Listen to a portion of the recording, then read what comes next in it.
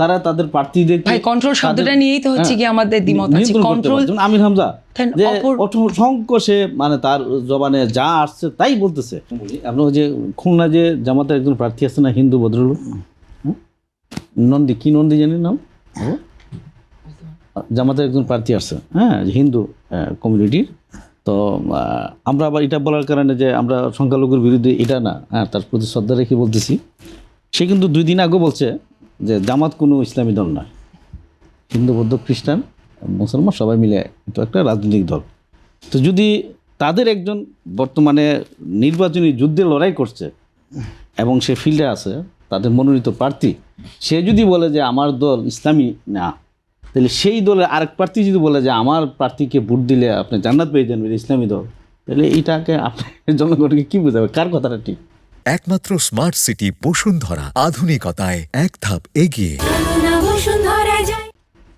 কার কথাটা সঠিক? আমার কাছে এটা বাক স্বাধীনতার বিষয়, যে ব্যক্তির কাছে যা মনে হচ্ছে তার মতামত দিচ্ছে এবং সেই জায়গাটা এই স্বাধীনতাটা যদি এই পর্যায়ে হয় যে আমার ইমানের উপরে আমার ধর্মীয়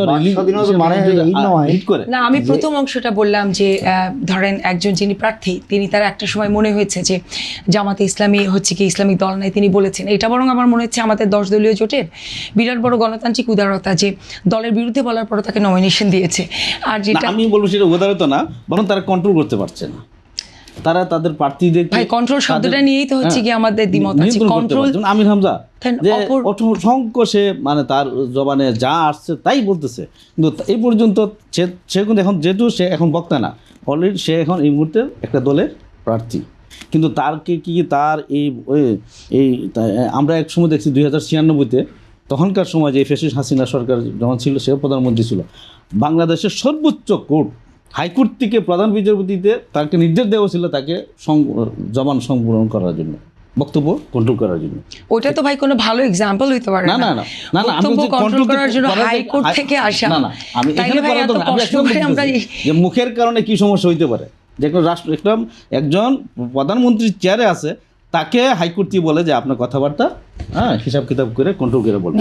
সেই জায়গায় একটা দল তার প্রার্থীকে বলতে পারে না যে তুমি কথাবার্তা সাবধানে বলো, কন্ট্রোল করে বলো। আমরা তো এই পর্যন্ত বাংলাদেশে প্রার্থীকে বলা ঠিক না। এটা যদি জামাত ইসলামী নিজস্ব দল হয়, নিজস্ব প্রার্থী হয়, দলীয় প্রার্থী, তখন বলাটা ঠিক আছে। অপর দলের যদি হয়, সেক্ষেত্রে আসলে তার বাক স্বাধীনতা ঠিক না। জামাতের এক্সাম্পল দিয়ে বললাম, সে তো জামাতের প্রার্থী।